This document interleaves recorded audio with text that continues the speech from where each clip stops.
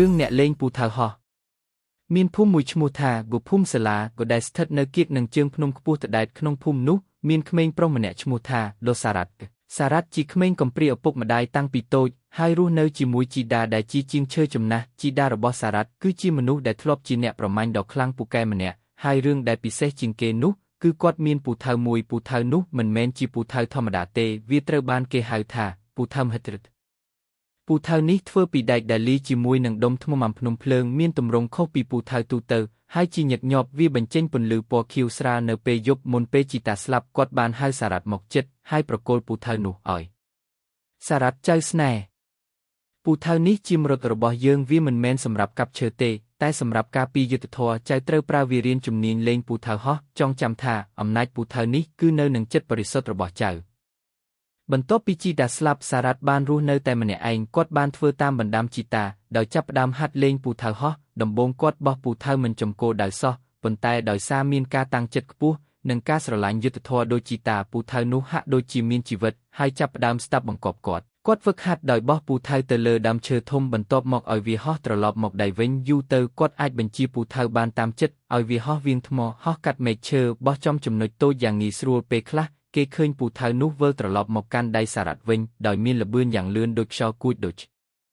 នេះហើយទើបអ្នកភូមិចាប់ផ្ដើមដាក់រហ័សនាមឲ្យគាត់ថាអ្នកលេងពូថៅហោះការលេចឡើងនៃតបចោលនិងការសាកល្បងលើកដំបូងជីវិតរបស់អ្នកភូមិសាលាកំពុងប្រព្រឹត្តទៅដោយសុខសាន្តរហូតដល់ថ្ងៃមួយក្រុមចោរប្លន់មួយក្រុមធំដឹកនាំដោយមេខ្លោងដ៏កាចសាហាវឈ្មោះជមេមត់បានចូលលុកលុយភូមិសាលាមេមត់នេះល្បីថាមានកម្លាំងខ្លាំងនិងចេះមន្តអាគមខ្លះហើយតែងតែលួចប្លន់បំផ្លាញភូមិស្រុក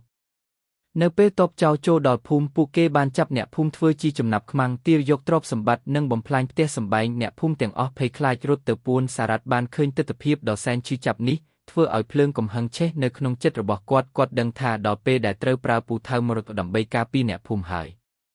សារ៉ាត់បានដើរចេញពីកន្លែងពួនលីពូថៅហិតរឹតនៅស្មាហើយស្រែកយ៉ាងខ្លាំងថាឈប់អ្នកទាំងអស់គ្នាអាចប្លន់បានតែមិនអាចបំផ្លាញក្តីសង្ឃឹមអ្នកភូមិបានទេ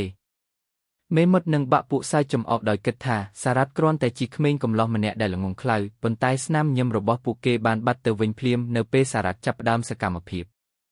សារ៉ាត់បានលើកពូថៅឡើងលើហើយបោះវាទៅមុខយ៉ាងលឿនពូថៅនោះហោះទៅកាត់ខ្សែពួរដែលចងជាប់ដៃជើងអ្នកភូមិអស់ជាច្រើនអ្នកត្រឹមតែមួយប៉ព្រិចភ្នែកបន្ទាប់មកវាក៏ហោះត្រឡប់មកកាន់ដៃសារ៉ាត់វិញដោយគ្មានភ្លាត់មេមត់ខឹងសម្បាយ៉ាងខ្លាំងហើយបញ្ជាឲ្យកូនចៅវាយប្រហារសារ៉ាត់បានរត់គេចខ្លួនយ៉ាងរហ័សគេចផុតពីដាវលំពេងនិងដំបងជាច្រើនគាត់មិនដែលវាយប្រហារទៅលើរាងកាយនរណាម្នាក់ឡើយតែគាត់ប្រើពូថៅហោះដើម្បីបំបាក់អាវុធរបស់ពួកគេធ្វើឲ្យពួកគេមិនអាចទល់បានពូថៅមហិតរិទ្ធបានហោះហើរលឿនដូចរន្ទះបញ្ចេញសំឡេងគូស៊ូយ៉ាងខ្លាំងដែលធ្វើឲ្យចោរទាំងអស់ភ្ញាក់ផ្អើលការប្រយុទ្ធដ៏ធំនឹងជ័យជំនះ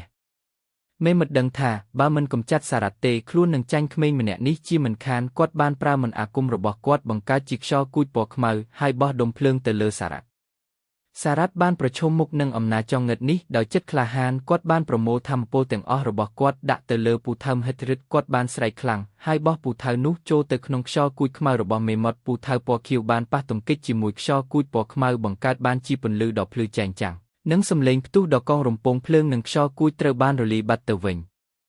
ពូថៅនោះបានបន្តដំណើរទៅមុខបុកចំមេមត់ចំទ្រូងមេមត់បានដួលទៅនឹងដីស្រែកធ្ងោដោយការឈឺចាប់ព្រោះអំណាចយុទ្ធធម៌របស់ពូថៅបានដុតបំផ្លាញមន្តអាគមអាក្រក់របស់គាត់ដោយឃើញមេខ្លោងដួលកូនចៅរបស់មេមត់ក៏រត់គេចខ្លួនបាត់អស់ពីភូមិ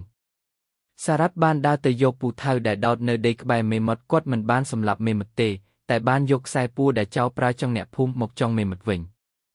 អ្នកភូមិទាំងអស់បានចេញពីកន្លែងពួនហើយនាំគ្នាសម្ដែងការដឹងគុណដល់សារ៉ាត់ពួកគេបានលើកសារ៉ាត់ជាវីរបុរសភូមិសាលាចាប់តាំងពីពេលនោះមកភូមិសាលាមានសន្តិភាពឡើងវិញហើយរឿងរ៉ាវរបស់គអ្នកលេងពូថៅហោះក៏ត្រូវបានគេនិទានគ្នាពីជំនាន់មួយទៅជំនាន់មួយបិទបញ្ចប់មរតកយុទ្ធធម៌សារ៉ាត់មិនបានក្លាយជាស្ដេចឬជាអ្នកមានអំណាចឡើយគាត់នៅតែរស់នៅក្នុងភូមិសាលាជាអ្នកការពារដ៏ស្ងៀមស្ងាត់គាត់បន្តបង្រៀនក្មេងពីរបៀបប្រើកម្លាំងដើម្បីការពារខ្លួននិងជួយដល់អ្នកទន់ខ្សោយ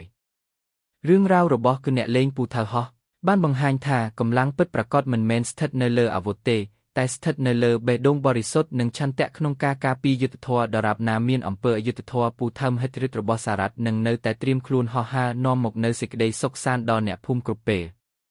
តើអ្នកចង់ឲ្យខ្ញុំបន្តសរសេររឿងមួយផ្សេងទៀតឬបន្ថែមព័ត៌មានលម្អិតទៅក្នុងរឿងនេះទេ